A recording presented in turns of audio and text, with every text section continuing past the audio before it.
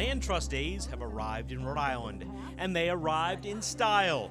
Governor Lincoln Chafee and Providence Mayor Angel Tavares among the dignitaries at the Southside Community Land Trust in South Providence to kick off a 2-month run at honoring all the land trusts around the state. Rupert Friday is from the Rhode Island Land Trust Council.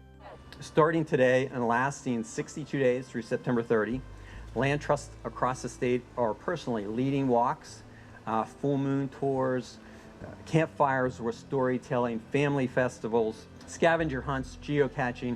There's something for everyone. There's 60 activities you can see on the map here. They're all over the state.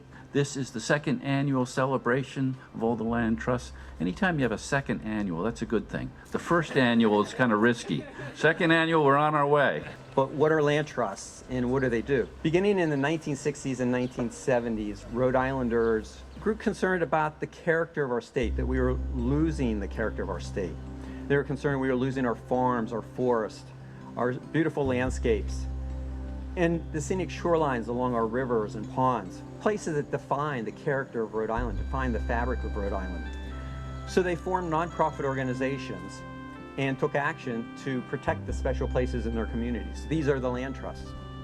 Since 1970, Rhode Islanders have formed over 45 land trusts, and collectively they've protected thousands of acres so that all Rhode Islanders have green space just outside their back doors. Including some right in the middle of South Providence. And Rupert's absolutely right. In the 60s and 70s, Rhode Islanders were concerned about the rapid development of our open spaces. And my dad was governor in the 60s, and he went to the legislature and said, I think there's a role for the government to play here in acquiring land. And the government doesn't do that. And through a couple of years of keep pushing back to the legislature, he was able to start a program called Green Acres. And one of the first acquisitions was the Colt Farm in Bristol, which was up for development. The Colts were going to sell it. If you want to save the land, you have to buy it. Step up and raise the money. In a city where space comes at a premium, how wonderful is that we can actually take vacant, abandoned property and turn it into a lot of hope.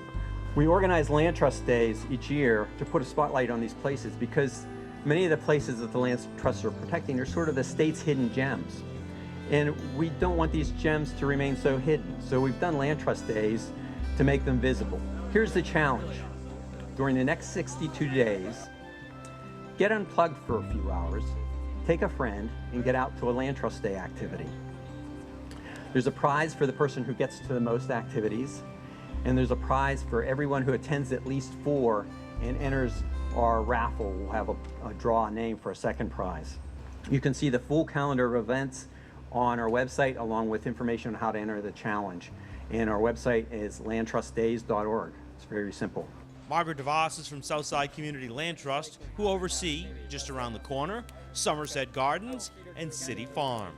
So many different kinds of land trusts around Rhode Island. You just never know what you're going to get. And here at Southside Community Land Trust, we're all about conserving land to help people grow food. City Farm's a 3/4 acre garden right in the heart of South Providence. And there was a moment when we had a group of high school students come, and one of the girls just said, you know, standing here, it feels like I'm standing in an oasis in the middle of the city. And that's really what City Farm provides. City Farm and the community gardens, where literally tons of fresh food is being grown every year. Margaret, thanks for hosting us, and thanks for leading us on the first Land Trust Day event today.